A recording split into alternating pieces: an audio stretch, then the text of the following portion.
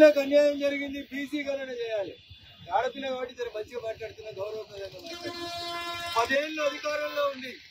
ఇలా నువ్వు అడుగుతున్న బీసీలకి మీ నాయన 10 మంత్రి పదవులు ఇవ్వాల్సింది. 2 ఇయ్యలే, మీరు 2 ఇయ్యలే సరిగా. అన్నో బీసీ బిడ్డను అర్ధాంతరంగా తీసి అవతల వారేసాడు మీ నాయన. కవిత, ఆ రోజు నీ నోరు ఎందుకు మూతపడ్డది? దాన్ని మాట్లాడి చెల్లె, గౌరవంగా ఉంటుంది. అదే నువ్వు ఆడపిల్లలు రాకపోయింటే ఖచ్చితంగా మంచి సమాధానం చెప్పండి. ఇప్పటికైనా బీసీల గురించి మొసలి కన్నీరు, ఇంకా దేని గురించో మొసలి కన్నీరు మార్చే కార్యక్రమాన్ని సోదరి కవిత గారు మానుకోవాలి.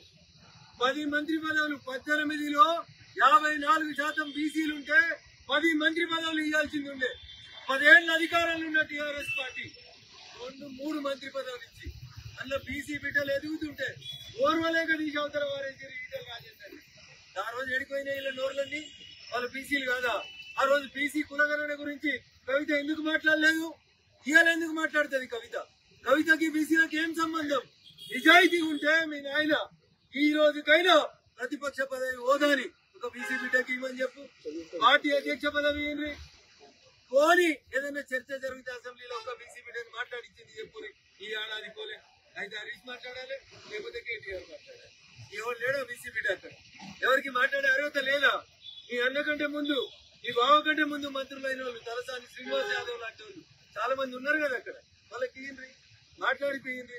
అందుకని ముసలి కన్నీరు బంద్ చేయండి. మీడియా మిత్రులకు కూడా నా విజ్ఞప్తి, ఆ ముగ్గురు గురించి రాయడం బంద్ చేయండి. పొద్దుగాలైతే వాళ్ళే ఉన్నట్టు, ప్రతి సమస్య వాళ్ళకే తెలిసినట్టు. ఈ సమస్యలన్నిటికీ కారణం ఆ ముగ్గురే. ఈ రాష్ట్రానికి పట్టిన దరిద్రం ఏమైనా ఉందంటే అది టీఆర్ఎస్ పార్టీయే. ఇక వాళ్ళు వచ్చి బీసీ గణన చేయండి, బీసీలకు మంత్రి పదవులు ఇవ్వండి. మీరు కూడా మాట్లాడుతుంటే చెల్లె దయ్యాలు వేగాలు వల్లించినట్టు. అందుకని దయచేసి ఏం మీ జోలికి రావట్లేదు. మీ సాగు మీరు సాగుతుంది, మీ కర్మ మీరు అనుభవిస్తూ అన్ని కులాలను నాశనం చేసి, అన్ని వ్యవస్థల్ని నాశనం చేసి, తెలంగాణ ఉద్యమకారుల ఉసురు పోసుకున్నందుకు మంచోడు మౌనంగా ఏడిస్తే ఆ మంచోడి కన్నీరు మీ గొంపకి రాస్తుందని చెప్తాం. అది జరిగింది. ఇప్పటికైనా మౌనంగా ఉంటుంది. ప్రజలు ఓట్లయితే ఎప్పుడన్నా 1-2 గెలిపిస్తే సంతోషపడండి. ఎక్కువ ఎగిరిపడ్డారు అనుకోండి, మళ్ళా భూమి కేసుకుంటారనేది ఆలోచించుకోండి. భారతీయ జనతా పార్టీ జోలికి, నరేంద్ర మోడీ గారి ప్రభుత్వం జోలికి వస్తే మేము మొదటి నుంచి కూడా నేను కూడా దీనికంటే ఎక్కువ జై తెలంగాణ అంటుంది.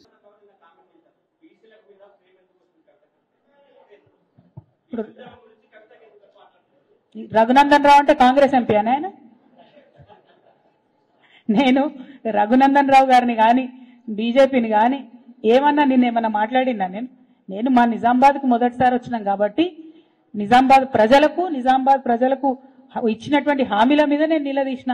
కాంగ్రెస్ ని నిలదీస్తే బీజేపీ వాళ్ళ కులికిపాటు ఎందుకు వస్తుందో నాకు అర్థమైతలేదు. కాంగ్రెస్ నుంచి ఎవరు రిప్లై ఇచ్చిండ్రు అని ఆలోచించేటటువంటి లోపలనే బీజేపీ నుండి 2-3 వచ్చి సీఎం గారికి రక్షణ గోడలాగా నిలబడుతున్నటువంటి పరిస్థితి చూస్తున్నాం. నిజంగా బీజేపీ ఈ రాష్ట్రంలో కాంగ్రెస్ కి తోక పార్టీ అయిందని మాత్రం నాకు అర్థమైతా ఉన్నది. Thank you. జై తెలంగాణ.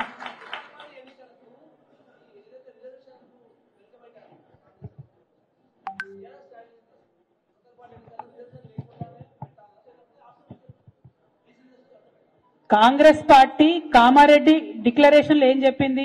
మేము 42% లోకల్ బాడీస్ లో బీసీలకు రిజర్వేషన్లు ఇస్తామని చెప్పింది. ఎస్సీలకు ఎస్టీలకు ఉండే రిజర్వేషన్లు అట్లనే ఉంటాయి, బీసీలకు 42% ఇస్తామని చెప్పి కాంగ్రెస్ పార్టీ చెప్పింది. ఇవాళ బీఆర్ఎస్ పార్టీ ఏమంటుంది? మీరు ఇస్తామని చెప్పిన రిజర్వేషన్ ఇవ్వండి, ఇచ్చిన తర్వాతనే లోకల్ బాడీ ఎన్నికలు పెట్టండి అంటున్నాం. సో చేయాల్సినటువంటి బాధ్యత కాంగ్రెస్ పార్టీది. వాళ్ళు ఇచ్చిన డిక్లరేషన్, వాళ్ళు ఇచ్చినటువంటి హామీని గుర్తు చేసే బాధ్యత మా బీఆర్ఎస్ పార్టీది. సో మా పని మేము చేస్తున్నాం, వాళ్ళు ఇచ్చిన హామీలను మేము వాళ్ళకు గుర్తు చేస్తున్నాం. దాన్ని చేయాల్సిన బాధ్యత మాత్రం కాంగ్రెస్ పార్టీ. Thank you. జై తెలంగాణ.